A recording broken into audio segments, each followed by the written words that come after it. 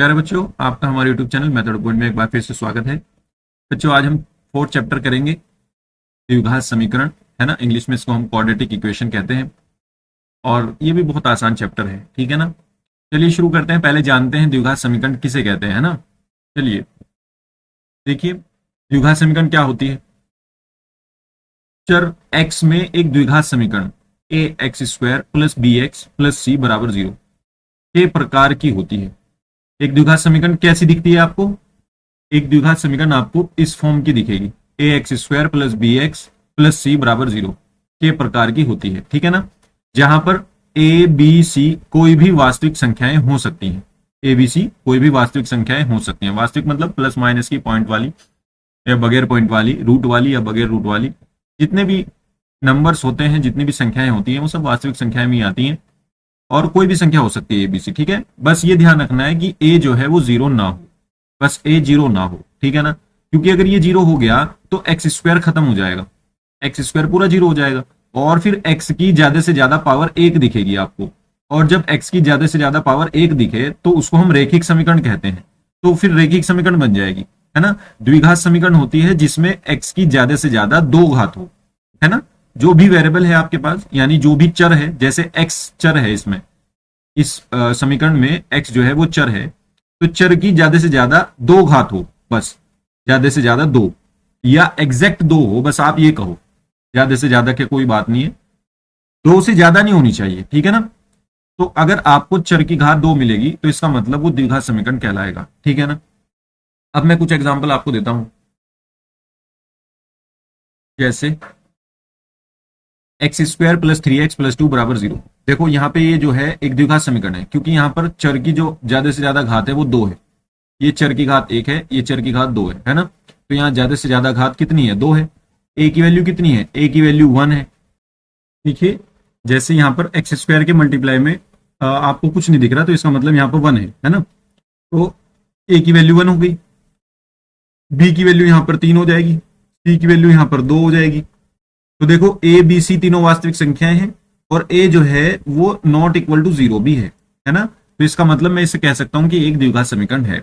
X की ज्यादा से ज्यादा घात कितनी है? 2 है, 2 से ज्यादा नहीं है, तो ये द्विघात समीकरण है। यहाँ पे भी ऐसे ही देखेंगे, एक्स की ज्यादा से ज्यादा घात 2 है और जो एक्स स्क्वायर के मल्टीप्लाई में है ये 0 नहीं है, 3 है ना। तो ए बराबर 3 है जो कि 0 नहीं है। तो इसका मतलब ये क्या हो जाएगी? द्विघात समीकरण हो जाएगी। ये टर्म हो या ना हो, ये टर्म हो या ना हो, इनसे कोई फर्क नहीं पड़ता। आपको x की जो घात 2 है ना, वो वाली टर्म आपको जरूर होनी चाहिए समीकरण में आपके पास। अगर वो वाली टर्म है, वो वाला पद है, तो इसका मतलब वो द्विघात समीकरण है। अदरवाइज बाकी टर्म है या नहीं है उससे कोई फर्क नहीं पड़ता, ठीक है। क्योंकि b भी 0 हो सकता है, c भी 0 हो सकता है, लेकिन a 0 नहीं हो सकता। इसका मतलब ये टर्म 0 नहीं हो सकती कभी भी। ये दोनों टर्म 0 हो जाए कोई दिक्कत नहीं है, चल जाएगा, उसे भी हम द्विघात समीकरण कहेंगे, ठीक है ना। तो उम्मीद करता हूं आप अब समझ गए होंगे कि द्विघात समीकरण किसको कहते हैं, ठीक है। अब चलते हैं एक्सरसाइज में और एक्सरसाइज देखते हैं। देखिए, पहला क्वेश्चन कह रहा है, जांच कीजिए कि क्या निम्न द्विघात समीकरण है। अब आपको सिर्फ ये देखना है कि क्या ये द्विघात समीकरण है। थोड़ा सा सॉल्व करो, उसके बाद देखो क्या द्विघात समीकरण है। तो चलिए देखते हैं। अब इसको हम सॉल्व करेंगे। एक्स प्लस 1 का होल स्क्वायर है, तो इसका मतलब ए प्लस बी का होल स्क्वायर का फॉर्मूला यहाँ पे ओपन होगा। तो इसको हम करेंगे A square plus B square plus 2ab, 2x और 1, ठीक है ना, और equals to 2 into X minus 3। ये जू का 2 है। अब देखो यहां से क्या होगा, ये हो जाएगा एक्स स्क्वायर प्लस ये 1 का स्क्वायर 1 ही रहेगा, प्लस 2 की गुना x में करूंगा 2x आएगा, और 2x की गुना 1 में करूंगा तो 2x ही आएगा, इक्वल्स टू 2 की गुना x में करूंगा तो 2x आएगा, और 2 की गुना 3 में करूंगा तो माइनस के 6 आ जाएगा। अब देखो, इधर भी प्लस के 2x है, या आप इन सबको उठा करके इधर ले आओ, तो ये हो जाएगा x square plus 1 plus 2x minus 2x minus ये वाला माइनस 6 इधर आके प्लस 6 हो जाएगा, और इक्वल्स टू आ जाएगा 0। अब देखो, 2x प्लस के और 2x माइनस के, तो 0 हो गया बिल्कुल। जब सेम संख्याएं आपको प्लस माइनस में मिल जाएं तो उसको 0 कर दो। अब 1 और 6 ये जुड़ जाएंगे, तो ये आ जाएगा आपके पास एक्स स्क्वायर प्लस 6 और 1 7। 6 और 1 कितना हो जाएगा? ये 7 हो जाएगा, और इक्वल्स टू हो जाएगा 0। अब यहां पर देखिए, अगर मैं इसकी तुलना A x square plus B x plus C से करूं, A x square plus B x plus सी बराबर 0 से तुलना करने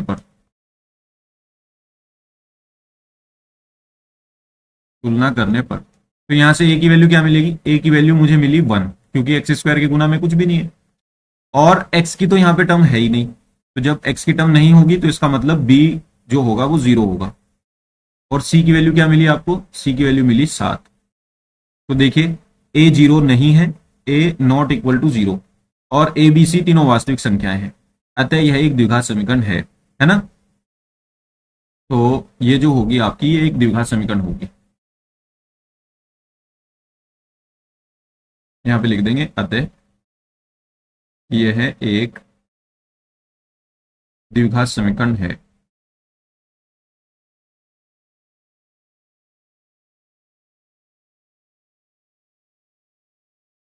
ठीक है ना, समझ गए क्वेश्चन। देखिए अभी एक ही क्वेश्चन हमने किया है, अभी और क्वेश्चन देखते हैं, धीरे धीरे आपको सब समझ में आ जाएगा। ठीक है ना, आगे चलते हैं, नेक्स्ट क्वेश्चन देखेंगे। हमारे पास है एक्स स्क्वायर माइनस 2x बराबर -2 3 माइनस एक्स। इसको सॉल्व करेंगे।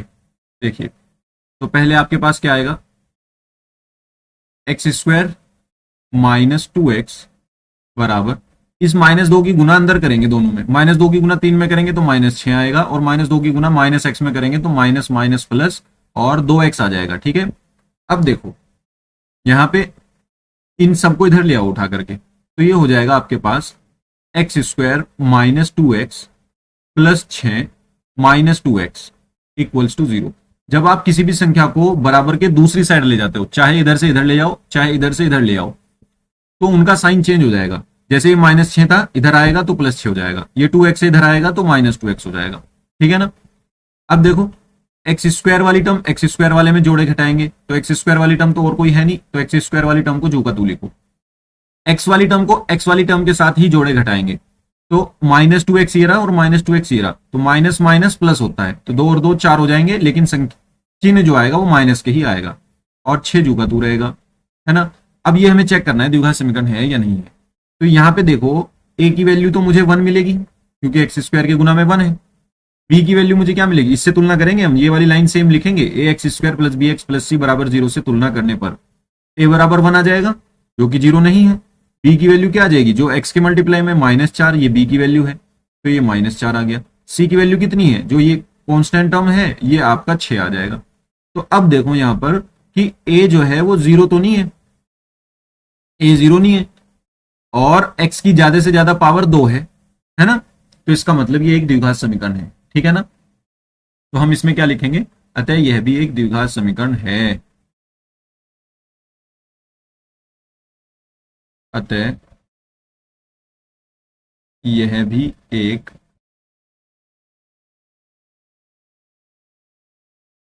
द्विघात समीकरण है। ठीक है, ये आंसर हो जाएगा। आगे चलते हैं, देखिए थर्ड क्वेश्चन क्या कहता है।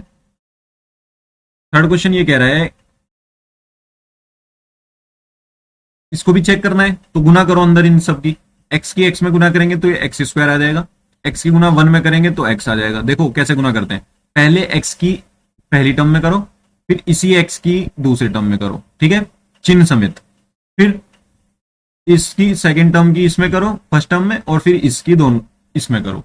तो पहले एक्स की दोनों में होगी और फिर -2 की दोनों में होगी। ठीक है, तो हमने एक्स की एक्स में करा एक्स स्क्वायर आया, एक्स की 1 में करा तो एक्स आया, फिर -2 की एक्स में करेंगे तो -2x आएगा, और -2 की 1 में करेंगे तो -2 आएगा। ठीक है, -2 आएगा इक्वल्स टू, जो इधर है इनका भी ऐसे ही होगा, ये एक्स स्क्वायर हो जाएगा, फिर एक्स की 3 में करेंगे तो 3x हो जाएगा, फिर -1 की एक्स में करेंगे तो -x हो जाएगा, फिर -1 की 3 में करेंगे तो -3 हो जाएगा। अब देखते हैं इसको, अब सबको इधर ले आओ, है ना, तो ये कितना हो जाएगा, देखो एक्स स्क्वायर प्लस ये प्लस एक्स है, ये -2x है, तो कितना हो जाएगा +x -2x, क्योंकि x को x के साथ ही जोड़ा है घटाया जा सकता है, तो ये 1x है और ये माइनस के 2x है, तो एक में से 2 गया, माइनस के 1 बचता है ना, तो हम इसको क्या लिखेंगे, माइनस के 1 x, एक तो लिखते नहीं, बस x लिख देंगे, और ये हो जाएगा -2 इक्वल्स टू कहां, मैं उनको भी इधर ही ले आता हूं दोनों को, है ना इनको भी इधर ही ले आते हैं, ये माइनस के एक्स स्क्वायर आ जाएगा, 3 और -1, देखो ये 3 और 1 कितने हो जाएंगे, 3 में से 1 गया, 2x बचेगा, और ये 2x जब इधर आएगा तो माइनस के 2x हो जाएगा, ठीक है, और ये माइनस के 3 इधर आके प्लस के 3 हो जाएगा और इक्वल्स टू आ जाएगा 0। अब देखो आगे, x स्क्वायर से x स्क्वायर कैंसिल आउट हो गया, इसको मैं दूसरे तरीके से काट देता हूं ताकि आपको थोड़ा सा समझ आए। एक्स स्क्वायर से एक्स स्क्वायर गया, अब -x है और -2x है, कितना हो गया, माइनस माइनस प्लस होता है, जुड़ जाएंगे तो 1 और 2 3 हो जाएंगे, 3x हो गया माइनस के, और 3 प्लस के है और माइनस के 2 है, तो 3 में से 2 गया, 1 बचेगा और इक्वल्स टू आएगा 0। अब यहां देखो कि एक्स स्क्वायर वाली टर्म तो है ही नहीं, तो अगर एक्स स्क्वायर वाली टर्म नहीं है, जब आप a x square plus B x plus सी बराबर 0 से तुलना करोगे, से तुलना करने पर तो आपको a की वैल्यू तो यहां पे 0 मिलेगी क्योंकि एक्स स्क्वायर की टर्म ही नहीं है। b की वैल्यू वो है जो x के इंटू में, देखो ये भी x है ये भी x है, तो यहाँ पे b है तो ये b है, तो b की वैल्यू -3 आ गई, तो b के आगे आपके पास -3, c के आगे आपके पास 1, लेकिन a तो 0 हो गया ना, a 0 नहीं होना चाहिए था, अगर इसे द्विघात समीकरण बनाना होता तो ये a को 0 ना करता। अब a 0 हो गया, अतः यह एक द्विघात समीकरण नहीं है।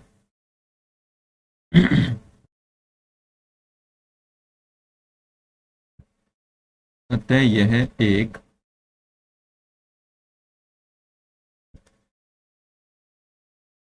द्विघात समीकरण नहीं है, ठीक है ना, ये आंसर हो जाएगा आपका। उम्मीद करता हूं आप ये समझे होंगे। चलिए आगे चलते हैं फोर्थ पार्ट पर।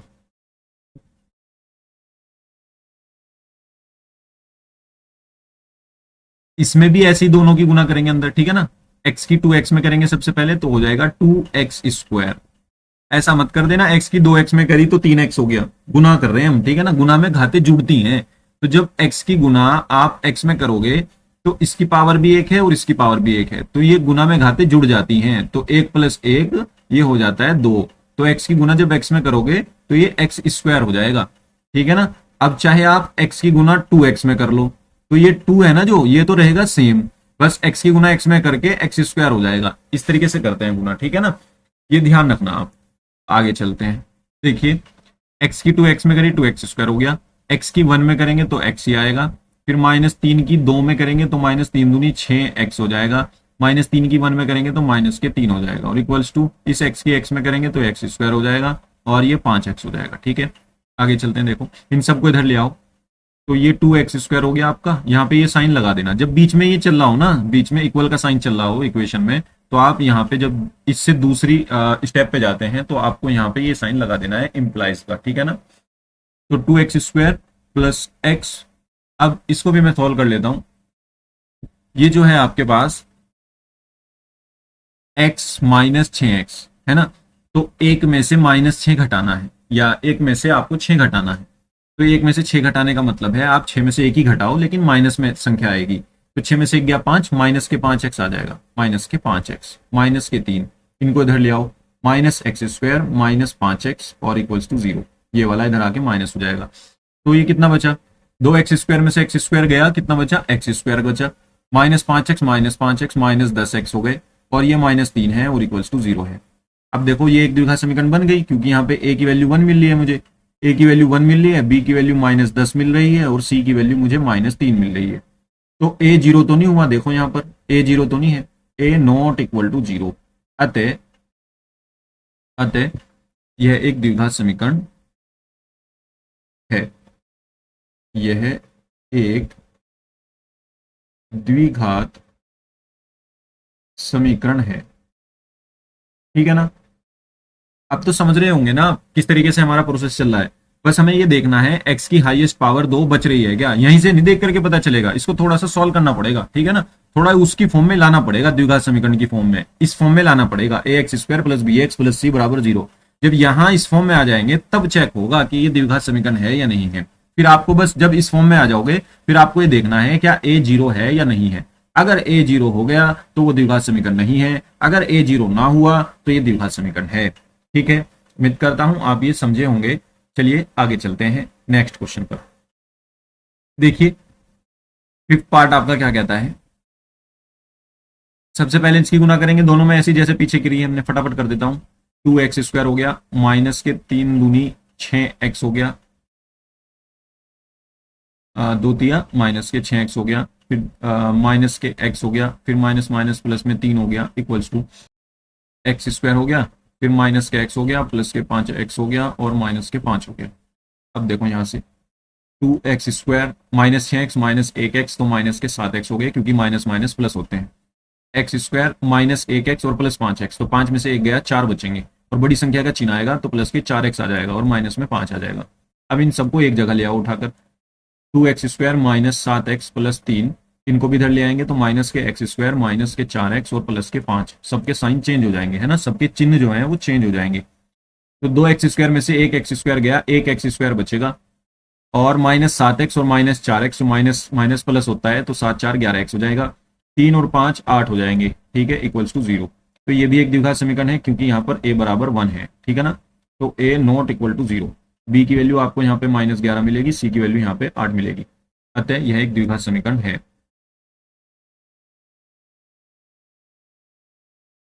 अतः यह एक द्विघात समीकरण है, ठीक है। आगे चलते हैं, नेक्स्ट क्वेश्चन देखते हैं, 6th पार्ट इसका। x² प्लस 3x प्लस 1 बराबर a माइनस बी का होल स्क्वायर ओपन करेंगे तो a² plus b² minus 2ab, 2a और b, है ना, तो ये हो जाएगा आपका x² प्लस 3x प्लस 1 और equals to x² plus 4 minus 2 दूनी 4x। अब दोनों को एक साइड ले आएंगे, x² plus 3x plus 1 equals to हटा करके इसी साइड उनको ले आएंगे हम, तो ये आपका हो जाएगा माइनस x² माइनस 4 और माइनस माइनस सॉरी ये माइनस इधर आके प्लस हो जाएगा, प्लस में 4x इक्वल्स टू 0। अब देखो एक x² से ये वाला x² कट जाएगा, क्योंकि दोनों सेम है और प्लस माइनस में है, ठीक है। 4 और 3 हो जाएंगे 7x, और -4 प्लस 1 हो जाएगा -3, क्योंकि प्लस माइनस माइनस होता है, और 4 में से 1 गया 3 हटा देंगे और बड़ी संख्या का चिन्ह लगा देंगे, ठीक है, इक्वल्स टू आ जाएगा 0। उम्मीद करता हूं ये तो कैलकुलेशन आप पे आती ही होगी, आप 10वीं क्लास में आ चुके हैं। अब देखो यहाँ पे अगर मैं इसकी तुलना ax² plus bx plus c बराबर 0 से करूं तो यहां आपको a की वैल्यू क्या मिलेगी। देखो इसमें तो x² की टर्म है ही नहीं, है ना, x² है ही नहीं, तो जब x² नहीं है तो a बराबर 0 मिलेगा आपको। अब a बराबर 0 है, x यहां पर भी है यहां पर भी, तो b की वैल्यू तो 7 हो गई, b बराबर तो 7 हो गया, और c क्या हो गया आपके पास -3, ठीक है। हमें मतलब है a से, a 0 हो गया, इसका मतलब ये द्विघात समीकरण नहीं है, अतः यह एक द्विघात समीकरण नहीं है।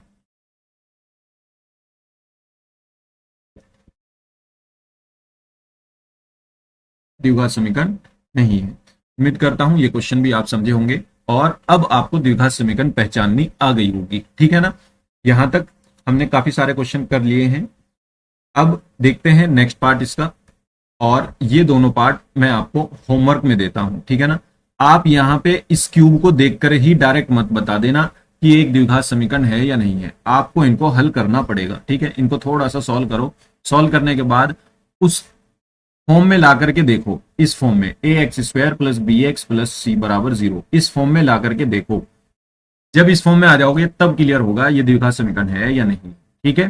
तो ये दोनों पार्ट आपके मैं दे देता हूं होमवर्क में, ठीक है। और आप जानते ही हैं HW का काम आपको जो PDF मिलेगी उसमें मिल जाएगा, ठीक है ना। PDF आपको टेलीग्राम ग्रुप से मिलेगी और उस PDF में मैं इनके सॉल्यूशन दे दूंगा। अगर आपको कोई दिक्कत होती हो तो आप उसमें से इसको सही कर सकते हैं, ठीक है, देख सकते हैं, सॉल्व कर सकते हैं। चलिए नेक्स्ट क्वेश्चन देखते हैं। कह रहा है निम्न स्थितियों को द्विघात समीकरणों के रूप में निरूपित कीजिए। अब यहां हमें क्या करना है, सिर्फ द्विघात समीकरण बनानी है। ये स्थिति इसने दे दी, अब ये स्थिति क्या है पढ़ो इसको। कह रहा है कि एक आयताकार भूखंड का क्षेत्रफल 528 मीटर स्क्वायर है। देखो आयताकार भूखंड है, भूखंड मतलब एक भूमि का टुकड़ा है और वो आयताकार फॉर्म में है। आयताकार कैसा होता है, जिसकी आमने सामने की भुजाएं बराबर हो, ये वाली भुजाएं बराबर हो और ये वाली भुजाएं बराबर हो, ठीक है। तो ऐसा आपके पास कोई भूखंड है, इसका क्षेत्रफल 528 मीटर स्क्वायर है, क्षेत्र की लंबाई मीटरों में चौड़ाई के दुगने से एक अधिक है। इसने कहा है जो लंबाई है वो चौड़ाई के दुगने से एक अधिक है, चौड़ाई के दुगने से एक अधिक है। हमें भूखंड की लंबाई और चौड़ाई ज्ञात करनी है। तो सिर्फ हमें द्विघात समीकरण बनानी है, हमें उसको सॉल्व नहीं करना, ठीक है ना। तो हम क्या करेंगे, माना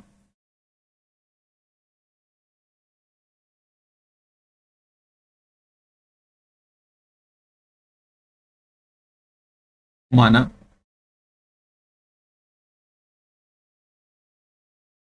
भूखंड की चौड़ाई, देखो आपको चौड़ाई पहले माननी पड़ेगी, क्योंकि उसने कहा है कि जो लंबाई है ना वो चौड़ाई के दोगुने से अधिक है। तो चौड़ाई पता होगी तभी लंबाई निकाल सकते हैं। तो हमने कहा भूखंड की चौड़ाई, हमने मान लिया कि वो x मीटर है। आप कुछ भी मान सकते हैं, y मान लो, t मान लो, u मान लो, ठीक है। भूखंड की चौड़ाई कितनी है, x मीटर है, क्योंकि उसने मीटर में कहा था। तो लंबाई क्या हो जाएगी भूखंड की, तो भूखंड की लंबाई हो जाएगी, भूखंड की लंबाई, लंबाई कितनी हो जाएगी, चौड़ाई से, चौड़ाई के दो गुने से एक अधिक है, एक अधिक है, ठीक है। लंबाई ये हो गई इसकी। कह रहा है हमें भूखंड की लंबाई और चौड़ाई ज्ञात करनी है, तो आसान है, अकॉर्डिंग टू क्वेश्चन। अब देखो आयताकार भूखंड का क्षेत्रफल क्या होगा,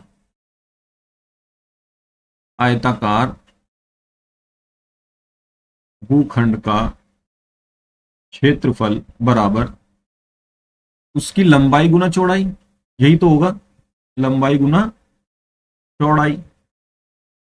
तो हमने यहां पे तो क्षेत्रफल लग दिया जो उसने दिया था, उसने दिया था कितना 528, और लंबाई कितनी है उसकी 2x+1, चौड़ाई कितनी है उसकी x है।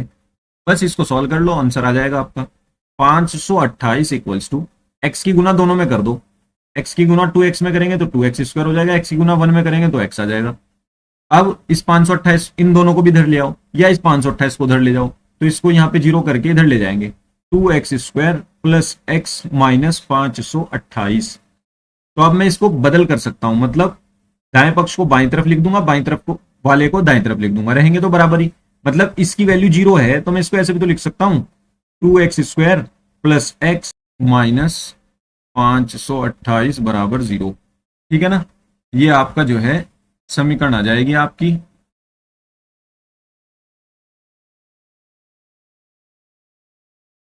और ये आपका आंसर हो जाएगा, ठीक है ना, क्योंकि एक द्विघात समीकरण है। द्विघात समीकरण कैसी होती है, जो चर होता है उसकी हाईएस्ट पावर, ज्यादा से ज्यादा पावर दो हो तो दो है यहां पर, और जो a है यानी एक्स स्क्वायर के गुना में है वो जीरो ना हो तो ये दो है यहां पर, ठीक है ना। तो एक द्विघात समीकरण है, तो बस ये आंसर हो जाएगा, ठीक है। तो आप ये समझे होंगे, आगे चलते हैं नेक्स्ट क्वेश्चन पर।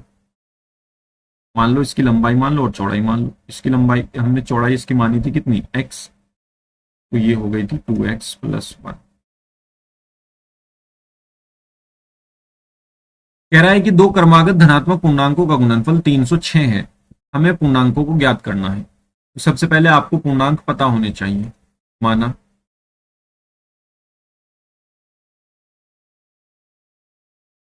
क्रमागत मतलब क्रम से, है ना, जैसे क्रम से मतलब जैसे ये है एक के बाद दो आ रहा है ना, तो ये क्रम से है, ये क्रमागत है दोनों, ठीक है। अब दो धनात्मक पूर्णांक हैं, अब धनात्मक पूर्णांक तो कैसे चलते हैं, ऐसे तो चलते हैं जैसे मान लो अगर एक x है तो अगला x+1 ही होगा, है ना, इस तरीके से मान लेंगे। एक अगर x है तो दूसरा x+1। माना दो क्रमागत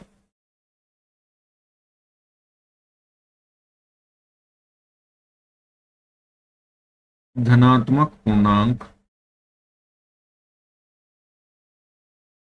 x तथा x+1 है। एक अगर x है तो अगला x+1 ही होगा, क्योंकि आप देखो क्रम से कैसे बनते हैं पूर्णांक, पूर्णांक होते हैं आपके 0 -1 -2, इधर ये चलते रहते हैं और इधर ये चलते रहते हैं। तो कैसे बढ़ रहा है देखो, आगे 0 में एक जोड़ा एक आया, एक में एक जोड़ा दो आया, दो में एक जोड़ेंगे तीन आएगा, तीन में एक जोड़ेंगे चार आएगा, चार में एक जोड़ेंगे पांच आएगा, मतलब अगली जो टर्म आएगी वो एक जोड़ के ही आएगी। तो अगर मैं मान लूं उनमें से एक x है तो अगला एक जोड़ के ही आएगा, तो x+1 हो जाएगा। तो इस वजह से हमने एक x माना है, एक x+1 माना है, ठीक है। अब अकॉर्डिंग टू क्वेश्चन उसने कहा है कि इनका गुणनफल जो है वो 306 है, तो इनका गुणनफल क्या हो जाएगा 306, दोनों की गुना कर देंगे, x इंटू x+1 बराबर 306 रख देंगे, सॉल्व कर देंगे इसको, x स्क्वायर प्लस x बराबर 306। 306 को इधर ले आएंगे उठा करके, तो ये क्या हो जाएगा आपका, ये हो जाएगा x square plus x minus 306 बराबर 0। और ये आपका क्या हो जाएगा, ये आपका आंसर हो जाएगा। ठीक है, द्विघात समीकरण बन गई है आपकी, बस यही छोड़ देना है आपको, द्विघात समीकरण ही बना करके छोड़ देना है। ठीक है ना, चेक करना आप ये द्विघात समीकरण है या नहीं है, ये है एक्चुअली में। ठीक है ना, आप इसको फिर भी चेक करना, आपका थोड़ा रिवीजन हो जाएगा। ठीक है, चलिए आगे चलते हैं। देखो तीसरा क्वेश्चन क्या कहता है, ये तीसरा क्वेश्चन कह रहा है रोहन की मां उससे 26 वर्ष बड़ी है, उनकी आयु का गुणनफल अब से 3 वर्ष पश्चात 360 हो जाएगा और हमें रोहन की वर्तमान आयु ज्ञात करनी है। तो हम क्या करेंगे, माना माना रोहन की वर्तमान आयु, उसकी पहले वर्तमान आयु पता करो। माना रोहन की वर्तमान आयु x है, x वर्ष है, तो उसकी मां की कितनी हो जाएगी, 26 वर्ष बड़ी है उसकी मां उससे, तो रोहन की मां की आयु कितनी हो जाएगी, तब मां की वर्तमान आयु 26 प्लस x हो जाएगी, है ना, या x प्लस 26 हो जाएगी, आप ऐसे कह सकते हैं। x प्लस 26, उससे 26 वर्ष बड़ी है ना, तो x प्लस 26 वर्ष है। अब देखो उसने कहा उनकी आयु का गुणनफल अब से 3 वर्ष पश्चात, पहले 3 वर्ष पश्चात देखो, 3 वर्ष बाद, 3 वर्ष बाद की उम्र पता होनी चाहिए पहले आपको, उसके बाद कंडीशन देखेंगे।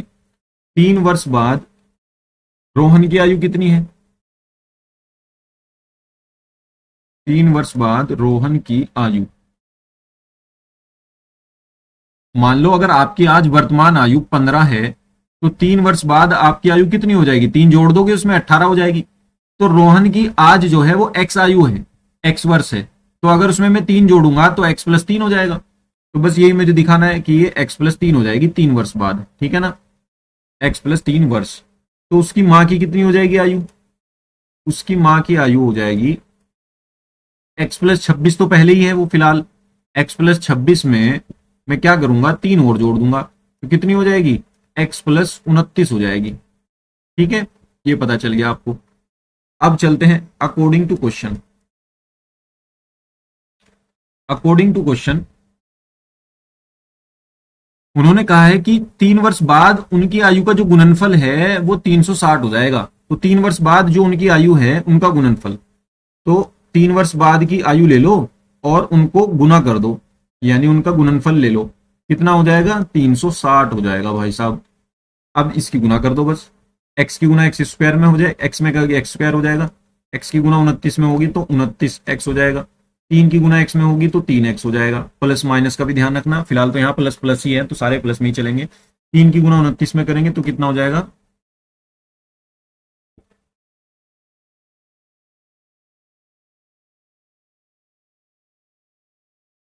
ये हो जाएगा आपका 9 × 27 और 3 दूनी 6 2 8, 87 और इक्वल्स टू 360। ठीक है, अब देखो एक्स स्क्वायर प्लस 29x है और प्लस 3x है, तो 29 और 3 कितने हो गए, 32x, और प्लस में ये 87 है और इधर आके माइनस हो जाएगा 360।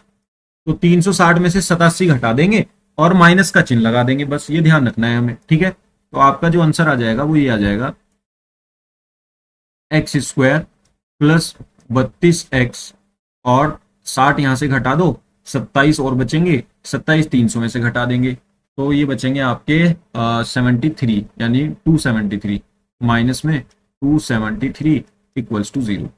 ठीक है, और ये आपका आंसर आ जाएगा, ये द्विघात समीकरण हो जाएगी। उम्मीद करता हूं आप ये समझ गए होंगे, आसान है। ठीक है ना, चलिए आगे चलते हैं। देखिए लास्ट क्वेश्चन है आपके एक्सरसाइज का, इसके बाद एक्सरसाइज आपकी कंप्लीट हो जाएगी। तो चलिए, कह रहा है कि एक रेलगाड़ी 480 किलोमीटर की दूरी समान चाल से तय करती है, यदि इसकी चाल 8 किलोमीटर पर आवर कम होती, पर 8 किलोमीटर प्रति घंटा कम होती तो वह उसी दूरी को तय करने में 3 घंटे अधिक लेती। तो हमें रेलगाड़ी की चाल ज्ञात करनी है, तो हमें अगर रेलगाड़ी की चाल ज्ञात करनी है तो हम चाल ही मानेंगे।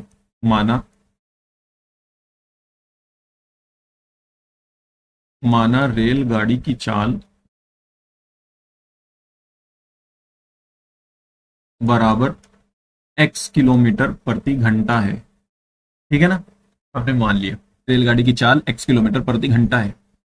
अब वो कह रहा है कि रेलगाड़ी 480 किलोमीटर की दूरी समान चाल से तय करती है, तो 480 किलोमीटर की दूरी तय करने में कितना समय लगेगा उसे? 480 किलोमीटर की दूरी तय करने में लगा समय,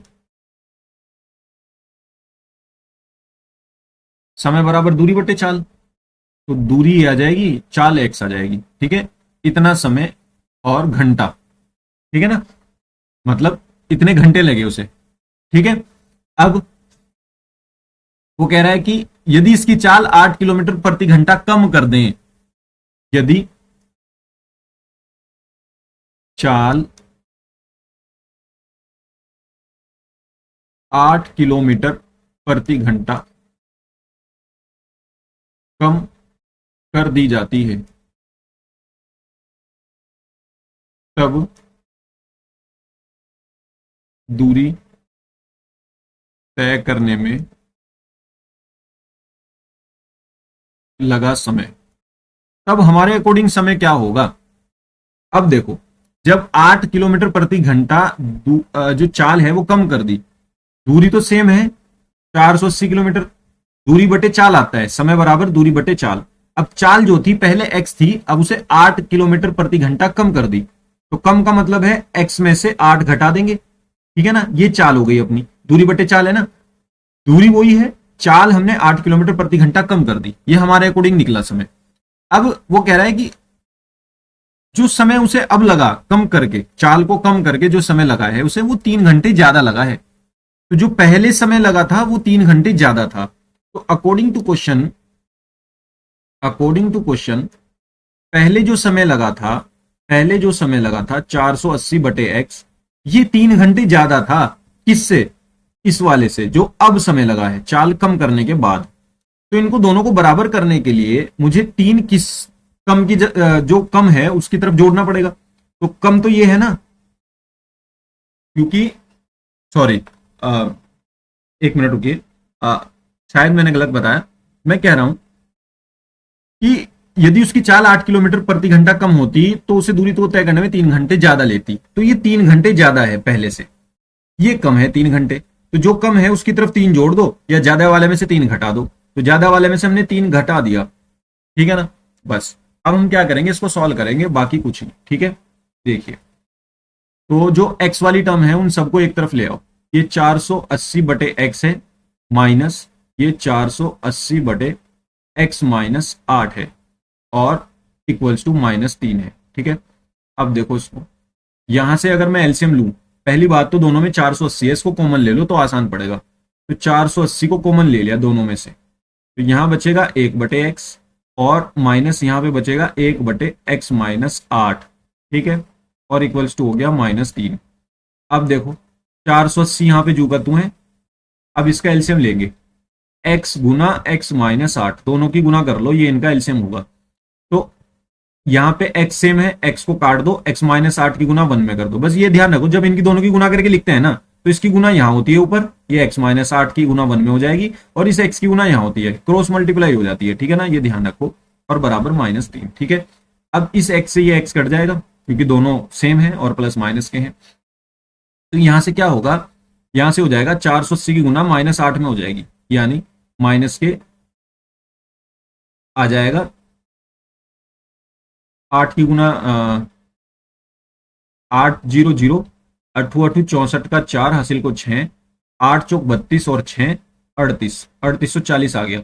और ये 3 में नीचे ले आऊंगा इसके बटे में -3, और ये x इंटू एक्स माइनस 8 में इधर ले जाऊंगा, तो ये हो जाएगा आपका x गुना x माइनस 8। ठीक है, अब क्या 3 से ही कटेगा, 3 एकम 3, 3 दूनी 6, 3 अठे 24, जी कट जाएगा।